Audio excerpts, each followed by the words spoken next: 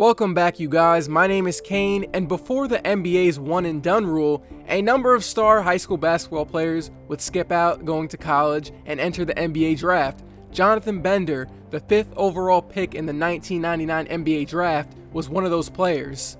At the time, Jonathan Bender had an unheard of level of athleticism and perimeter skill for a big man. Jonathan Bender was 6'11", 205 pounds, and was described as a can't-miss prospect. He had the ball handling skills of a point guard, he could drive to the rim, and he had some three-point line range. His skill set was Kevin Durant before we knew who Kevin Durant was, a 7-footer with perimeter skills.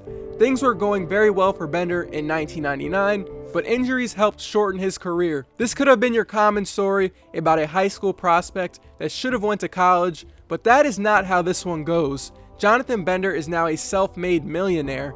Let's talk about his journey to the NBA and the interesting thing he is doing today. Jonathan Bender had plenty of growth spurts in his life. He was 6'1" in 7th grade and grew up to 6'8" as a freshman in high school.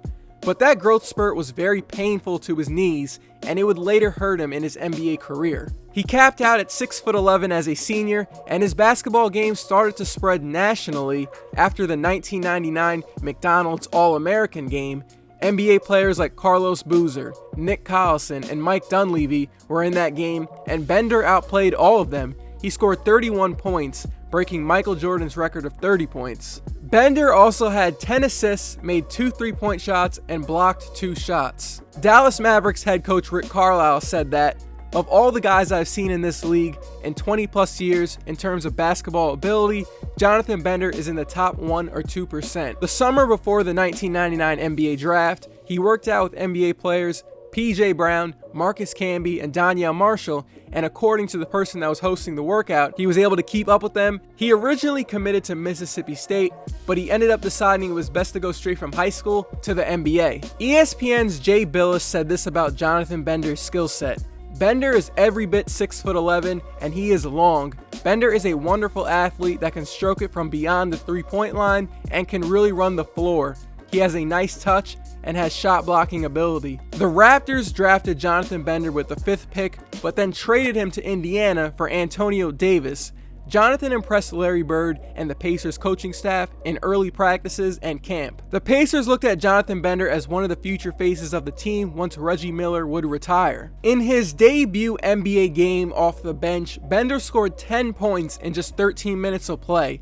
Things looked bright at that moment, but as the season went along, Bender would not get much playing time, and he wasn't producing that much. The same could be said for his next 2 seasons. His skill set as a 7-footer who could dribble and shoot was not translating onto the court. But there were some flashes of him being a solid NBA player. He scored 20 points and blocked 4 shots in just 24 minutes in a game against the Magic. He also scored 19 points in 19 minutes in a playoff game against the Celtics and helped shut down Paul Pierce. Bender had chronic knee issues since high school, and it got worse over time in the league. He missed 36 games in 2002 because of a torn calf muscle. Before the 2003 season, Bender had surgery on his left knee to repair cartilage, but the procedure did not effectively solve the problem. When he first retired in February of 2006, Bender could barely walk a flight of stairs without intense pain. He had lost most of his cartilage in both knees and had played in just 30 games over his final 2.5 seasons in Indiana. So what is Jonathan Bender up to today? He is now a businessman and a philanthropist. Even though Bender never went to college, he wanted to get into business and gained a lot of business skills through hands-on work, reading books, and meeting with business figures. After Hurricane Katrina in 2005, Bender worked with groups in the area to restore more than 30 damaged homes. He also adopted a school that was damaged by the flooding and had the school library renovated and restocked with new books and computers. He paid for the holiday parties and gave out hundreds of presents at Christmas. In 2009, Bender would think of a $1 million idea.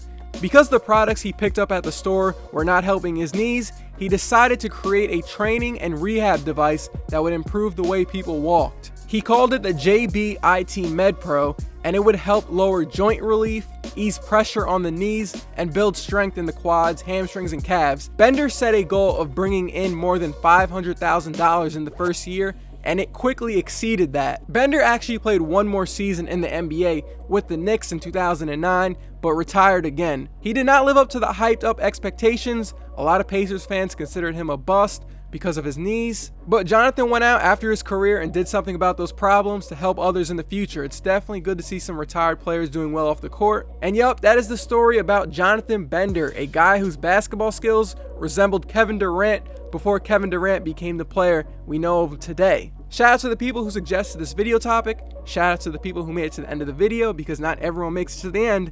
I hope it was interesting to listen to. I'll see you guys on my next one.